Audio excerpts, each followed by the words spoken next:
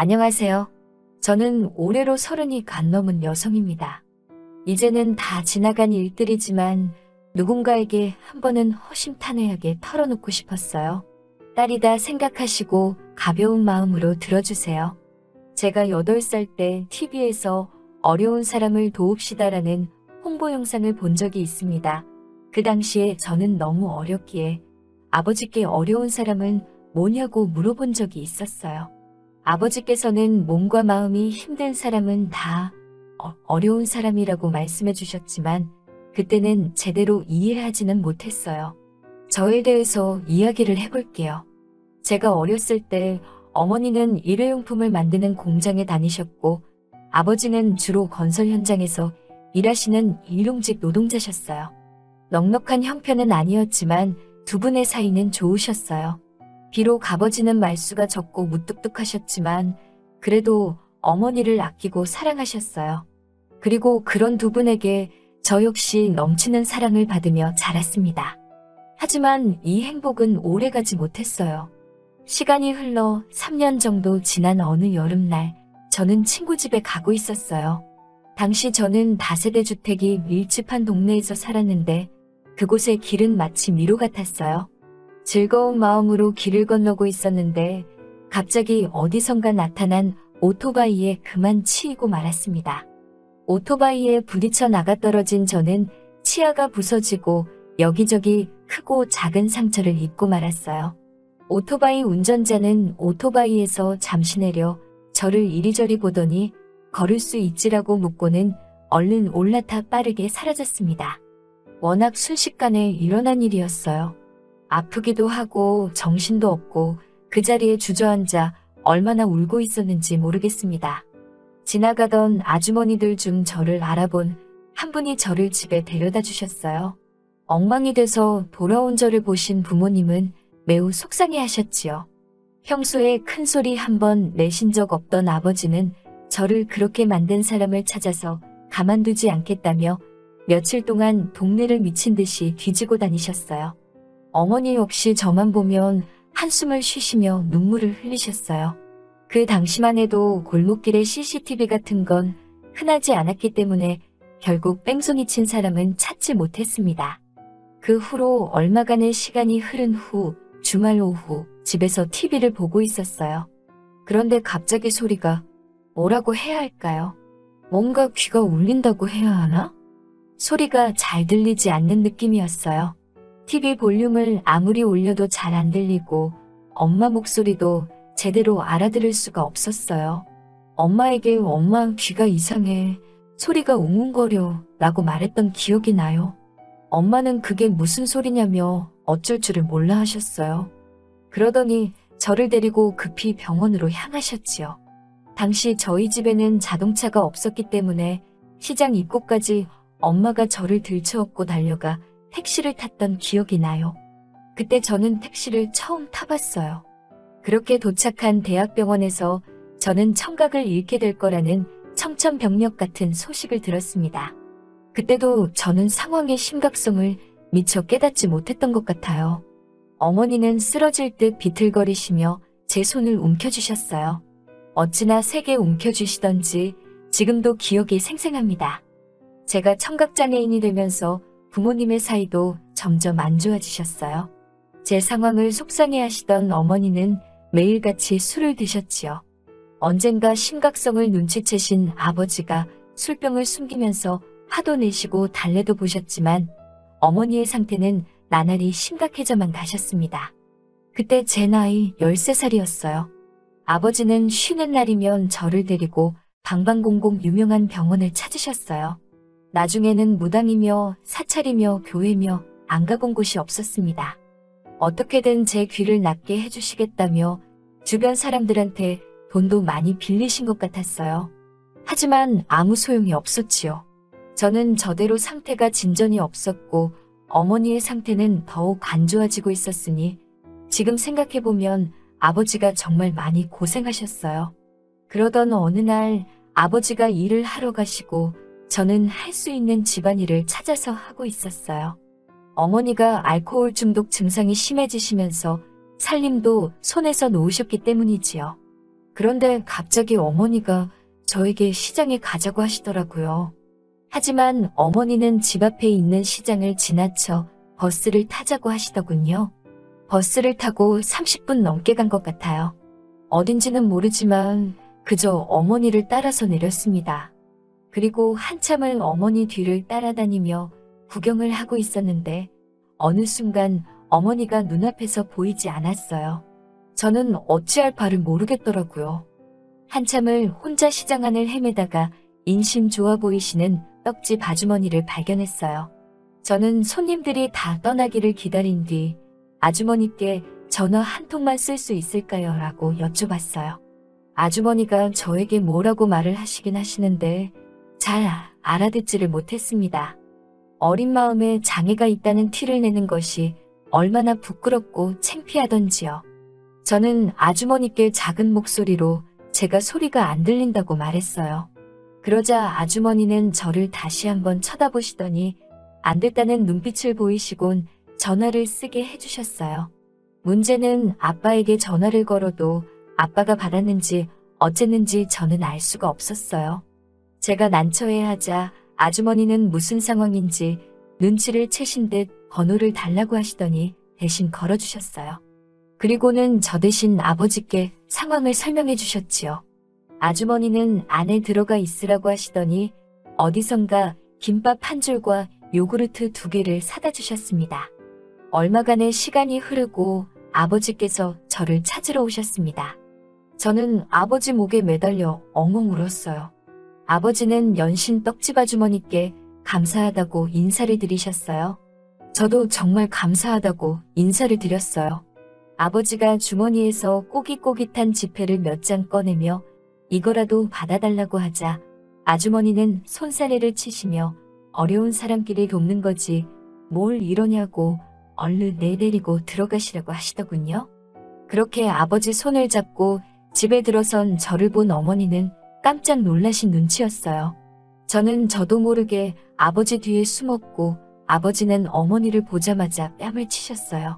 엄마라는 사람이 딸을 버릴 수가 있냐고 소리를 지르는 아버지에게 어머니도 지지 않고 맞서 뭐라고 소리를 지르시더라고요. 그러다 어머니가 쓰러지셨습니다. 아버지는 그런 어머니께 연기하지 말라고 흔들어 깨웠지만 어머니는 쉽게 일어나시지 못했어요. 훗날 알게 된 사실로 어머니는 당시 만성 신부전증을 앓고 계셨대요. 그런데 집에 돈이 없으니 제대로 된 치료를 받지 못하신 거지요. 아버지는 오로지 저에게 매달리고 계셨고 어머니는 병을 앓고 계신 데다 우울증까지 겪고 계셨던 거지요. 그리고 얼마 후 어머니는 아버지에게 헤어지자며 이혼 서류 한 장을 내밀고는 집을 나가셨어요. 그 이후로는 지금까지 소식 한 번 없으시네요. 아버지 말씀으로는 지방 어디에서 그럭저럭 살고 있다고 하셨지만요. 아무튼 저는 중학교에 올라갔어요.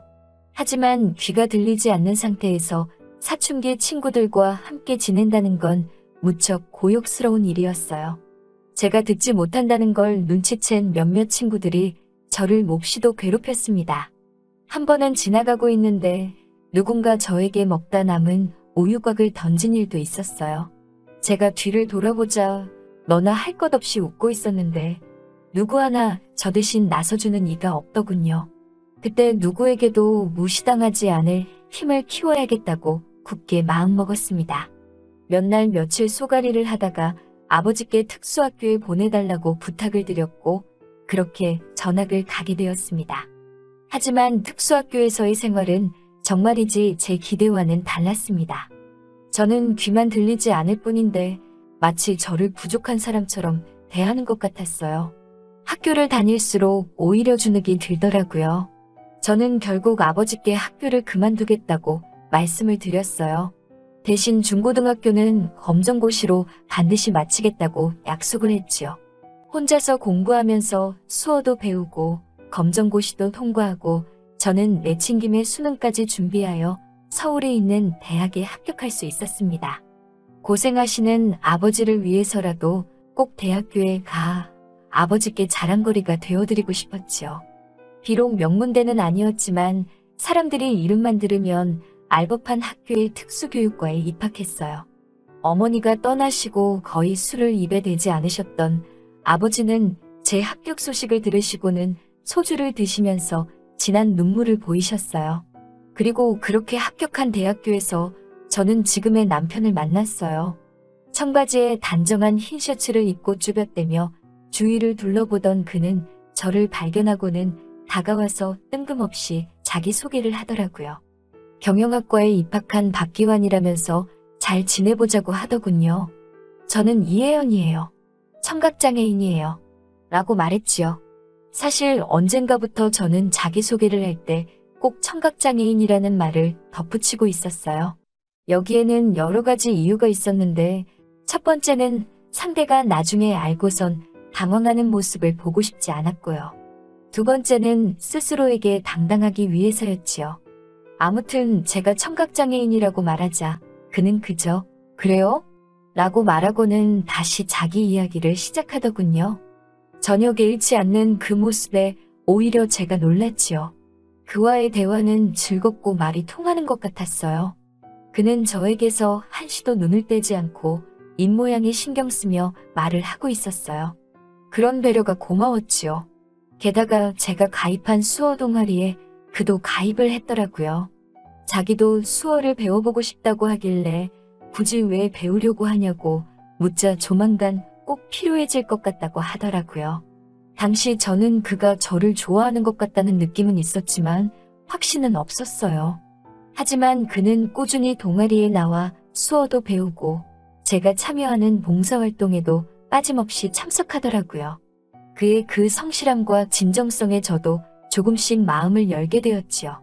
그리고 1학기가 끝나갈 무렵 그는 저에게 제법 능숙해진 수어로 여자친구가 되어달라며 고백을 해왔지요. 그 이후로 우리는 다른 커플들처럼 평범한 보통의 연애를 시작했어요. 수어를 하기도 했고 필담을 나누기도 하면서 서로를 점점 알아갔어요. 중간에 남자친구가 군대를 갔다 오고 저 역시 해외에 봉사를 다녀오기도 했지만 달라진 건 없었어요. 오히려 그에 대한 제 마음은 더욱더 커져만 갔지요. 그리고 마음 한켠에서는 걱정도 커져만 갔어요. 이러다 이 사람이 나를 떠나면 어떡하지? 엄마도 나를 떠났는데. 그런 생각들 때문이었어요. 결국 저는 남자친구에게 이별을 고하며 그동안 말하지 못했던 저희 어머니에 대한 사실을 털어놓았습니다. 하지만 제가 제 장애를 밝혔을 때처럼 남자친구는 크게 동요하지 않고 묵묵히 들어주기만 하더라고요. 그런데 그 모습이 마치 저희 어머니를 배려해주는 것 같더라고요. 다 듣고 난 후 그는 저에게 이제 그 상처를 자기가 보듬어주고 싶다면서 결혼하자고 프로포즈를 해왔어요. 저는 더 이상 그를 밀어낼 수 없었기에 결혼을 약속했습니다. 결혼을 약속하고 얼마 지나지 않아 그의 부모님께서 식사 초대를 하셨어요. 엄해 보이시는 아버님과 어디선가 뵌 듯한 낯익은 어머님 두 분이 저를 반겨주셨어요.